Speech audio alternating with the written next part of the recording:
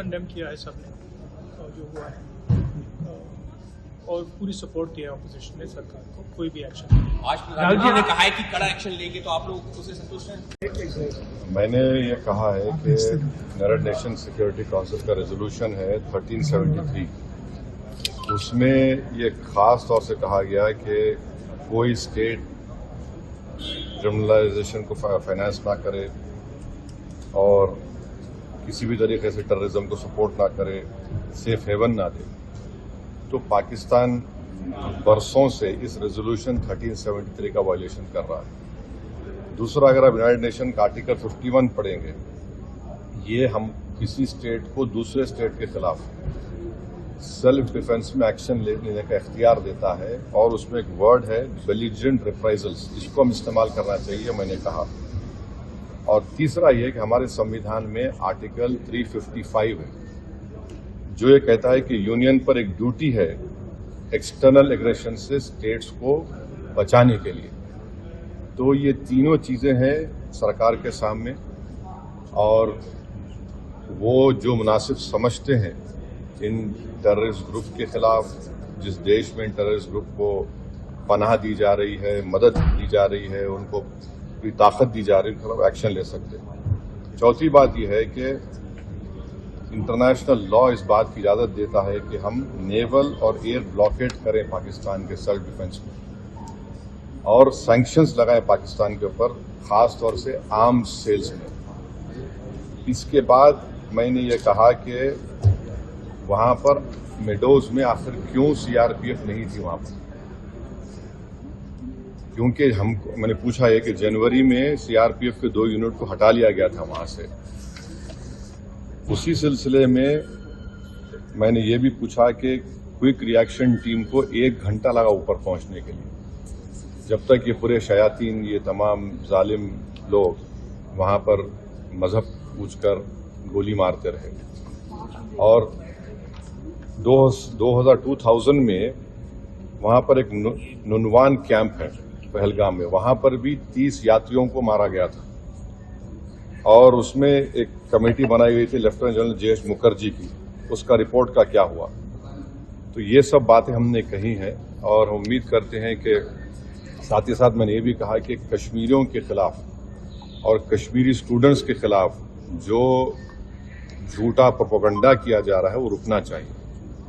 और अगर लोग सोशल मीडिया में या टीवी चैनल के कोई एंकर्स हैं, ये भी मैंने कहा, अगर वो हिंदू मुसलमान नफरत में इजाफा करेंगे तो वो लश्कर तैयबा मुस्कुराएगा उनके ऊपर, पाकिस्तान मुस्कुराएगा उनके ऊपर। आप इस तरह से किसी एक समुदाय को, जो इस बाइज्जत इस मुल्क के शहरी हैं, और मुसलमानों का इससे कोई ताल्लुक है ना कभी रहेगा, यकीनन हम मान रहे कि इन दहशतगर्दों ने किसी का रिलीजन पूछकर उनकी जान ली, वो कंडेमनेबल है, मेरे पास तो अल्फाज भी नहीं है। मगर अगर आप उसके जवाब में अगर यह करेंगे तो फिर हम उन लोगों को ताकत बख्श देंगे जो इन्होंने इस तरह का टेररिज्म किया। अब ये सरकार के ऊपर है, और हमने इंडस वाटर ट्रीटी के बारे में कहा कि बहुत अच्छी चीज है कि हम नहीं बोल दिए, मगर आप बताइए हम पानी कहाँ रखेंगे? पानी तो फिर रखना पड़ेगा ना आपको। तो और इसमें आप देखिए कि इंडस वाटर ट्रीटी में जो चिनाब का इलाका है वो पूरा पहाड़ी इलाके से पानी जाता है, जहलम का जो है वो जमीनी इलाके से जाता है, और वर्ल्ड बैंक इसका इंटरलॉक्यूटर है। तो इस पर हमने कहा कि इस पर देखने की जरूरत है, और सरकार जो भी एक्शन लेगी हमारे देश के तमाम लोगों को उनकी जान और माल को बचाने के लिए, खासतौर से इस बुज़दिलाना वहशियाना दहशतगर्द हमले के बाद, हम उसकी तायीद करेंगे। ये कोई सियासी मसला नहीं है, ये हमारा नेशनल मुफाद है, नेशनल इंटरेस्ट में है, और हम उनके साथ खड़े रहेंगे। सर, ये आपने इंडस वाटर ट्रीटी पे बोला, तो क्या आप बोल रहे हैं कि ये एक्शन नहीं लेना चाहिए क्या? नहीं, मैं ये देखिए, आपने तो देखिए वर्ल्ड बैंक इंडिया और पाकिस्तान में बैठकर ये ट्रीटी करवाया, वो उसका इंटरलॉक्यूटर है। भाई पानी को कहाँ रखेंगे आप? अच्छा है, आपने अच्छा स्टेप लिया, मानते हैं, पानी कहाँ रखेंगे आप? डैम बना आप भाई डैम बनाइए ना। स्टैंडिंग कमेटी थी, उसने भी इसको कहा था कि उनको इंडस नहीं, अब वो समझ जाइए। मैंने ये कहा कि आपने लिया है जो steps cabinet committee on security में लिया आपने, ठीक है, मगर वर्ल्ड बैंक इंटरलॉक्यूटर है उसका, तो वो भी देखे, इंटरनेशनल लॉ से देखने की जरूरत है। अब वो तो सरकार से पूछिए, हमने कहा ये बात कही। देखिए, सवाल हमने पहले से यही सवाल उठाया कि ऐसे महत्वपूर्ण मीटिंग में प्रधानमंत्री जी खुद रहना जरूरी है, क्योंकि वो जो निर्णय लेते हैं वो फाइनल होता है।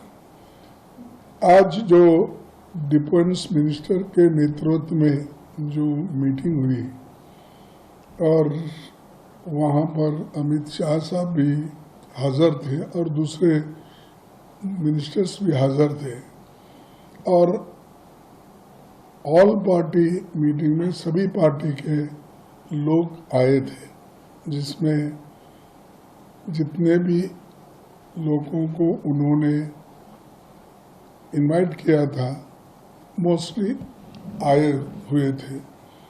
और हमने जो कहा कि भाई इस मीटिंग में प्राइम मिनिस्टर इसलिए जरूरी है रहना कि उनका निर्णय महत्व का होता है। तो उन्होंने कहा कि हम सब बता देंगे, एक्सप्लेन करेंगे। तो हमने ये कहा कि एक्सप्लेन करना और बात है, वो खुद सुन के निर्णय लेना और बात है। तो खैर वो बात यही रही, ठीक है वो गए हैं, हम बता देंगे, ये बात ऐसी हुई।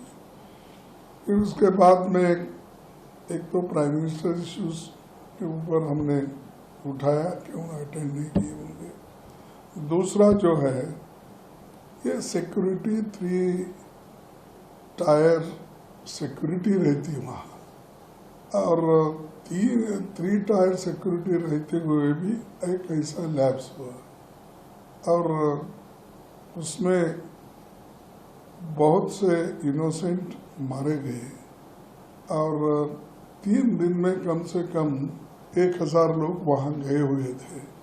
इतने लोग जाने के बाद भी यही राहुल गांधी जी ने पूछा कि जब 1000 लोग जब वहाँ गए हैं तो इसको पुलिस का पता रहना चाहिए, इतनी संख्या में जब वहाँ गए हैं। तो ये सिक्योरिटी लैब्स है, ये सवाल भी उन्होंने उठाया। उसको नेचुरली उनका जो भी रिप्लाई, पहले भी ऐसा होता था, हमने ये किया, लेकिन इस बार हुआ है, लेकिन इसको सब मिलकर कैसा दुरुस्त करना चाहिए उसके बारे में हम आज मिले हैं, वो हम करेंगे, ऐसा उन्होंने कहा। फिर उसके बाद में तीसरा सवाल हमारा ये था, भाई ये तो ग्लैरिंग मिस्टेक है इंटेलिजेंस का और सिक्योरिटी फेल्यूर भी है, और ये जो टेररिस्ट अटैक हुआ, ये इसमें जरा गवर्नमेंट थोड़ा इसमें क्या कहेंगे कि जितने क्विक एक्शन लेना था नहीं लिया, ये बात भी हमने रखी। और सारे पार्टी के लोग भी ये मान गए कि जो हमने अपोजिशन लीडर जो बोल रहे हैं वो ठीक है, और राहुल जी ने जो उठाया वो भी ठीक है, उन्होंने कहा। और सब मिलके एक ही वॉइस में सभी ने ये कहा कि हम सरकार जो भी एक्शन लेगी in the interest of the country, और इस इश्यू पे हम सब एक है और गवर्नमेंट फुल्ली सपोर्ट करेगी, और जो इंसिडेंट वहाँ हुआ है उसको हम कंडेम करेंगे।